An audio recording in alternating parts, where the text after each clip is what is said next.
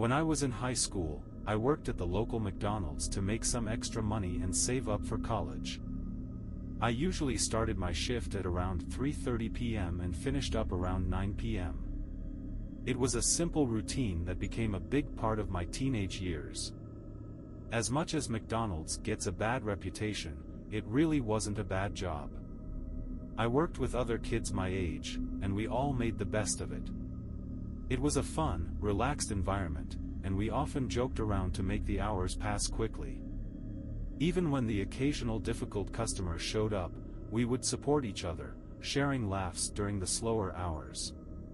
It was the kind of job where you got to know your coworkers well because of how much time you spent together. On one particular day, it was about an hour until the end of my shift, and I was anxious to go home. It had been a long day, and I had a pile of homework waiting for me. I also had an early morning exam the next day, which made me a little more stressed than usual. The restaurant was pretty empty except for a few regulars grabbing their usual meals. I was sweeping the floor, trying to focus on my tasks to pass the time, when a disheveled-looking older man walked in. I paused, setting my broom down, and headed back to the register to take his order. As I approached, something about his appearance immediately put me on edge. His clothes were wrinkled and slightly dirty, and his hair was unkempt. There was something about the way he moved, slow and deliberate, that made me uneasy. Still, I brushed it off and put on my best customer service smile. The man approached the counter and stood there for an unusually long time. He wasn't looking at the menu, which was what most people did when deciding what to order. Instead, he was staring directly at me with a creepy look on his face, as if he was studying me. I shifted uncomfortably, waiting for him to say something, but he just stood there silently, his eyes fixed on mine. After some time went by, I began to feel genuinely uncomfortable. The silence was unsettling. I cleared my throat and asked him if he was ready to order. He finally spoke up and asked for only a Coke. His voice was rough and slurred slightly, almost as if he'd been drinking, though he didn't appear visibly drunk. After he handed me the money, I put it in the register and got his drink. When I reached out to hand it to him, his fingers grazed mine in a way that felt far too intentional. It wasn't a normal, accidental touch. I quickly pulled my hand back, feeling my stomach twist in discomfort, and turned away to go back to tidying up behind the counter. But the man didn't leave. I could feel his eyes on me, watching my every move. He hadn't even taken a sip of his drink. Instead, he just stood there, staring at me with that same bizarre smile on his face. I did my best to pretend I didn't notice, hoping he would lose interest and leave. Then, out of nowhere, he spoke again, asking me what my name was. I thought this was odd because I was wearing a name tag that was clearly visible. Still, I told him my name, trying to remain polite even though every instinct I had was screaming at me to be careful. But his questions didn't stop there. He continued to carry on a conversation with me, asking personal questions that felt far too invasive. He wanted to know what area of town I was from and what grade I was in at school. I gave him only vague answers, keeping my tone as neutral as possible. I didn't want to come off as rude, but I also didn't want to encourage him. Then, he asked me for my phone number. My heart sank. The question was so forward, and it felt completely inappropriate, especially since it was obvious I was underage. I told him I didn't want to give it out, but he wouldn't let it go. He kept pressing me, trying to convince me to change my mind. Eventually, I couldn't take it anymore. I told one of my coworkers what was happening and switched places with him, heading to the back to work in the kitchen. I felt safer away from the front, but I couldn't shake the uneasy feeling in my gut. About 30 minutes later, my coworker came back to let me know that the man had finally left. I was relieved, though the tension in my body didn't completely go away. I tried to focus on finishing my shift, counting down the minutes until I could leave. When my shift finally ended, I clocked out, said goodbye to my coworkers, and headed out into the dark parking lot to my car. The lot was mostly empty, lit only by a few dim streetlights. I quickened my pace, eager to get home and put the strange encounter behind me. I was just about to unlock my car when, out of nowhere, I heard a voice from behind me say, "Where do you think you're going?" I spun around, my heart pounding in my chest, and there he was, the disheveled man from earlier, standing right behind me. The smell of alcohol and cigarettes hit me like a wave, and his crazed eyes locked onto mine. Before I could even react, he lunged at me, grabbing my arm with a grip so strong it felt like he was trying to crush it. I let out the loudest scream I could muster, hoping someone, anyone, would hear me. Without thinking, I lifted my knee and struck him in the crotch as hard as I could. He yelled out in pain, releasing my arm just long enough for me to wrench myself free and dive into my car. My hands were shaking as I fumbled to lock the doors. The man wasn't done. He began pounding on my windows with his fists, the sound echoing in the quiet parking lot. His strikes were so forceful that I was sure the glass would shatter. I shoved the keys into the ignition, started the car, and floored it out of the parking lot. In my rearview mirror, I could see him chasing after me on foot, but he couldn't keep up for long. When I finally made it home, I was still shaking. My parents called the police, who came to take my statement. Luckily, the surveillance cameras at the restaurant had captured everything, and the police were able to track the man down. After that incident, I never walked to my car alone again. My coworkers always made sure to walk with me, no matter how busy we were. It was a lesson I'll never forget, a chilling reminder of how quickly things can take a dark turn. When I was in middle school, I lived with my younger sister, Callie, who was just 3 years old at the time, and my mom. We stayed in a tiny, run-down apartment in a bad part of town. It wasn't much, but it was home, and my mom worked tirelessly to make sure we had what we needed. She had left my dad when we were young, and from that point on, she became the sole provider for our family. Times were tough, and she worked long hours to keep food on the table and a roof over our heads. One of her cousins worked at the local McDonald's not far from where we lived. It became a bit of a routine for my mom to drop me and Callie off there after school while she went to work. My mom trusted her cousin, and since McDonald's had an indoor playground, it was a safe enough place for Callie to play while I kept an eye on her. My role was to look after her, and honestly, I didn't mind.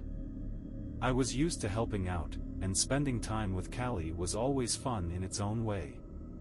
Plus, my mom's cousin was kind enough to give us free food, which made it feel like a little treat. While Callie played on the indoor playground, would usually sit at a table nearby, working on my homework. From my seat, I could see her climbing up the colorful structures, laughing as she slid down the slides or peeked through the little plastic windows.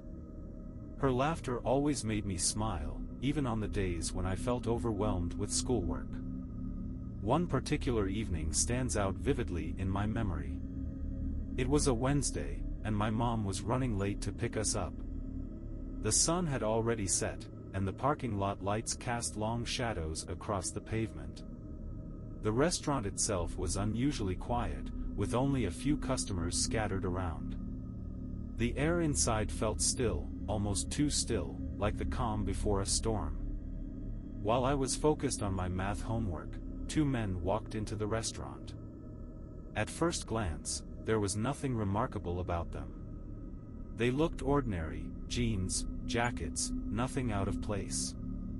They ordered sodas at the counter, but instead of sitting at one of the many open tables, they chose the one right next to mine.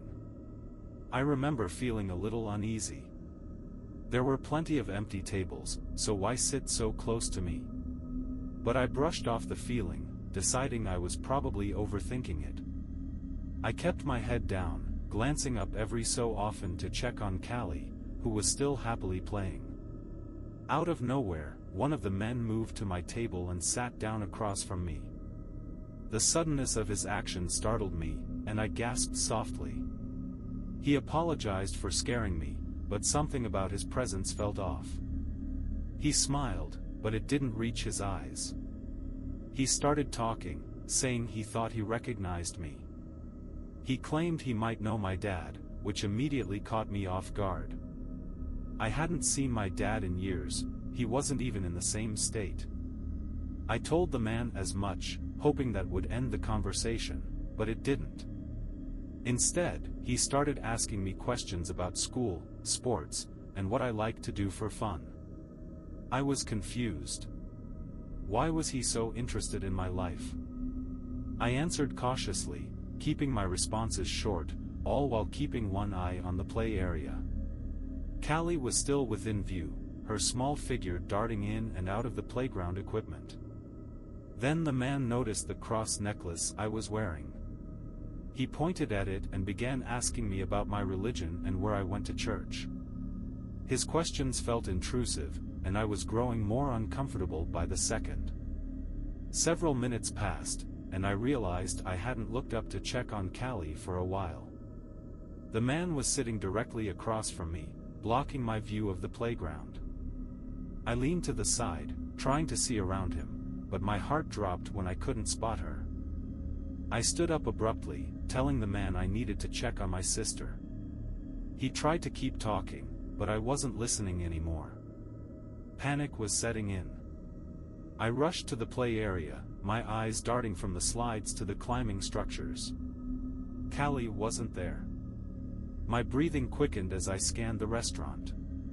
Maybe she had wandered back into the dining area? I turned around, but she was nowhere to be seen. That's when I glanced out the window, and my heart stopped. In the dimly lit parking lot, I saw the second man, the one who had come in with the guy at my table. He was holding Callie, who was kicking and screaming, struggling against his grip.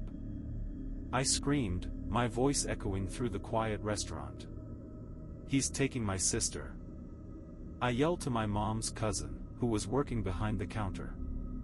My cousin, a big guy in his 20s, immediately sprang into action. He shouted for his coworker to call 911 and then bolted out the door. Two of his coworkers followed him, all three charging toward the man and his truck. The kidnapper was struggling to get Callie into the vehicle. She was fighting with every ounce of strength she had, her tiny fists pounding against him. When he saw my cousin and the others rushing toward him, he panicked. He dropped Callie onto the ground, jumped into his truck, and sped off into the night. My cousin scooped Callie up, holding her tightly as she cried into his shoulder. I ran out to meet them, tears streaming down my face. The relief of seeing her safe was overwhelming. Thankfully, my cousin had the presence of mind to snap a picture of the truck's license plate before it disappeared. When the police arrived, we gave them the photo and described what had happened.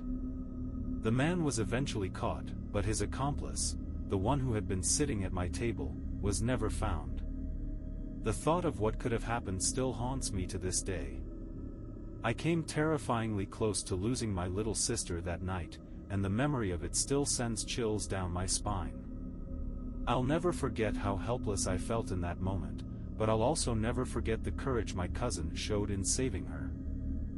When I was young, McDonald's was offering these colorful plush toy animals in their Happy Meal boxes. I loved collecting these toys, and I was always excited whenever I got the chance to grab a new one. Each toy had its own unique design, and I took great pride in organizing them neatly on my bedroom shelf. I'd carefully arrange them in rows, sorted by color and size. My friends at school also collected them, so we'd often compare and trade to complete our sets. One particular day, I was especially excited because I knew the restaurant had recently introduced a new set of plush toys. I'd been hoping to get the pink bunny from the series, as it was the one I hadn't been able to find yet. The McDonald's was only a short walk from my house, so my parents, thinking it was safe enough, let me go alone. When I arrived at the restaurant, I eagerly stepped up to the counter. Behind it stood a younger man I didn't recognize. He must have been new, as I was familiar with most of the staff there. He greeted me with a friendly smile, and I ordered my Happy Meal. As I handed him the money, his demeanor seemed overly enthusiastic. He leaned in slightly, lowering his voice as if sharing a secret, and whispered that he could go to the back and pick out any plush toy I wanted. I was thrilled by this unexpected offer. Normally, you'd get whichever toy was placed in your box, no exceptions.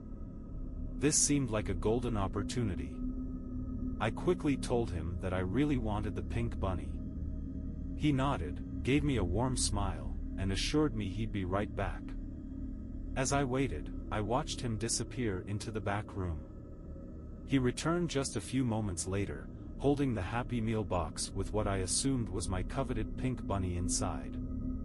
I thanked him enthusiastically and headed back home, clutching the box tightly. That evening, I couldn't wait to open my new toy and add it to my collection. After dinner, I sat cross-legged on my bedroom floor, carefully unwrapping the pink bunny from its packaging. I was absolutely delighted. It was just as cute as I had imagined, with its soft fabric and cheerful expression. However, as I held the bunny, something felt off. Unlike my other plush toys, this one was noticeably firmer. It was strange because it was made by the same company and had the same tag as all the others. Curious, I gave it a gentle squeeze, and that's when I felt something hard inside. At first, I thought it might have been a mistake during manufacturing. Maybe they had used the wrong kind of stuffing or left a piece of equipment inside by accident. But as I examined it more closely, I noticed a small tear at the bottom of the bunny. The tear didn't look like regular wear and tear. It seemed as if someone had deliberately glued it shut. Intrigued and a little unsettled, I decided to investigate further. I went to my desk, grabbed a pair of scissors, and carefully pried open the tear. As I reached inside, my fingers brushed against something cold and metallic. I pulled it out and stared at it in confusion. It was a tiny electronic device, no bigger than a matchbox. I had no idea what it was, but I could see a small blinking light on it. Feeling uneasy, I decided to show it to my dad.